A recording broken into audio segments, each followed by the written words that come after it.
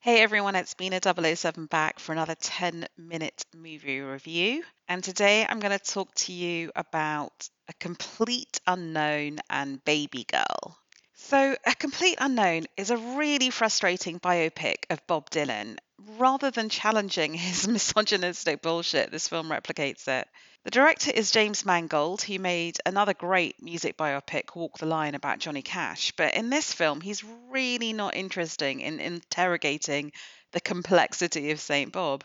Rather, everything's got to be neatly packaged into a convenient narrative arc. And hey, it worked, right? This film is up for so many Oscars.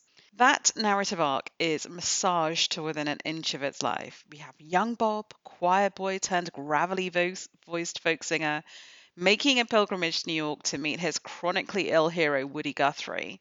Now, in fairness, Scoot McNairy, who plays Woody Guthrie, you may know him from the wonderful indie hit In Search of a Midnight Kiss. McNairy is stunning in an entirely wordless performance as Guthrie. He's been struck mute with Huntington's disease, but he still wants to be surrounded by music, including by the young Bob. And such is Bob's evident talent that he's taken in by a kindly, paternal Pete Seeger, played by Ed Norton, and his wife, Seeger's wife, that is, Toshi, a couple whose life is devoted to preserving American folk music, to protesting, to being progressive. I mean, they're the real deal in this film.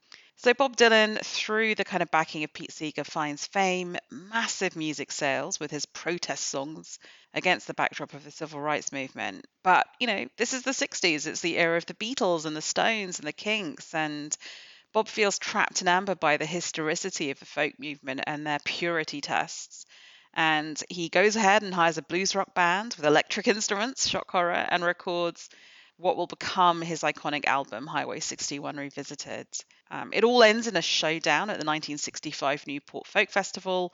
Will Bob play nice and respect his folk forefathers and play folk, or is he going to disappoint everybody and play electric rock? And I think we all know the answer.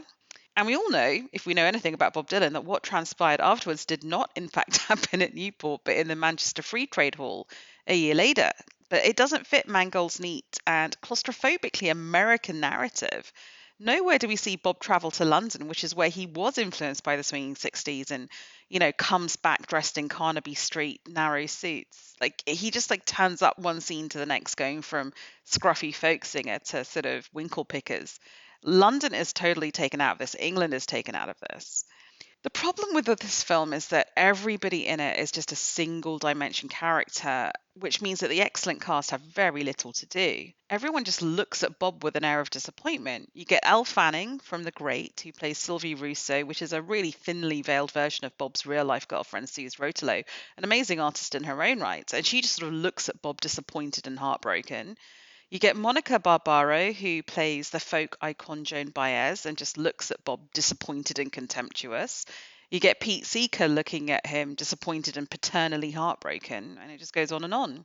And what of Bob himself? Well, Timothée Chalamet, of Dune fame, and he's such a meme actor, plays Bob with pads in his cheeks to give him a boyish round face, and he has admirably mastered some of that deliberately ugly singing style and playing.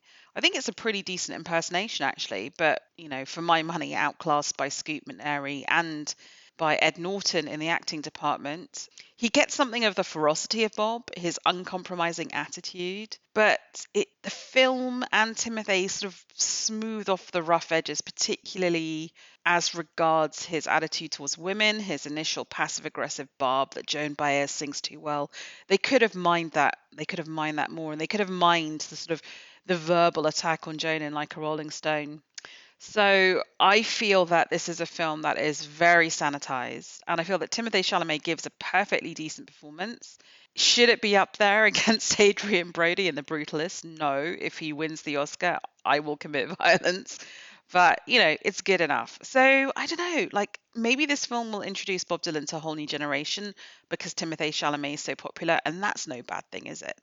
But I think if you know anything about Bob and anything about the period, then this is going to leave you basically unsatisfied. So A Complete Unknown is rated R. It has a running time of 141 minutes. It was released in the USA on Dec 14th.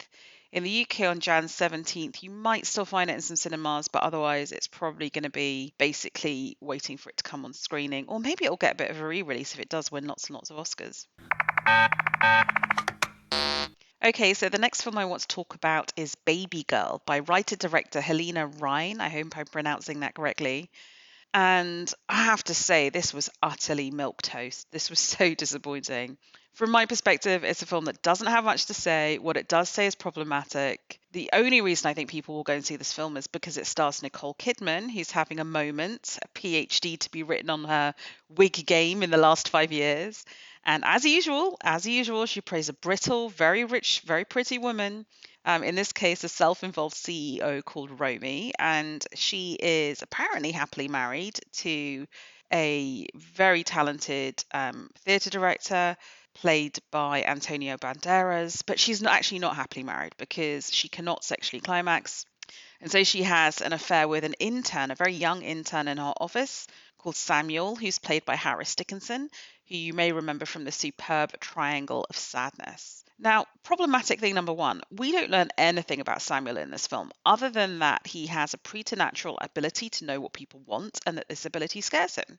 Fine. Does he then feel obliged to give them what they want? Does he even like having an affair with Romy? Does he care about his career? This movie has about as much interest in him and his interior life as Romy does, i.e., nothing beyond whatever low level titillation he can provide. She can finally climax and tell her husband what she wants after this affair. Wonderful. I guess this gives her a new lease on life. But she's totally used and exploited him. I don't know what this film is trying to prove, that all power is exploitative and women can be as exploitative in power as men. That feels very simplistic and reductive. And surely it must be possible to give that message without also exploiting Harris Dickinson and playing a character that has so little to say, so little to do. I mean, surely we could have made him an interesting character as well. But I don't think the writer director is particularly interested in his character other than that he looks quite nice. I don't know. It just feels like in this particular film, the fictional, rich, powerful character and the real life writer director have a power and so objectify the men. This all seems very strange and problematic. I also feel that for a film that was meant to be seen as quite transgressive, the actual content isn't. And it really annoys me. I actually wrote a review for this on my blog and it was censored by blogger.com. Anyway, it doesn't matter. I don't care if no one reads the review. I don't care if no one sees the film. It's really not worth your time. It is astonishing to me that when this film played Venice in 2024, it won the Volpi Cup for acting. I have no idea why. I'm not surprised it hasn't really got any award seasons sort of friction or sort of grit in there. It is rated R. It has a running time of 140 minutes. It was released in the USA on December 25th. It opened in the UK late last month. You can probably still find it in cinemas, actually. Otherwise, it's a wait for streaming one. Not really worth the bother, I'm afraid to say. Anyway, if you've seen A Complete Unknown or Babygirl, if you disagree with me and enjoyed them, as I think many people did, particularly in the case of A Complete Unknown, feel free to leave a comment at being007.com or on the YouTube channel. Thank you very much for listening.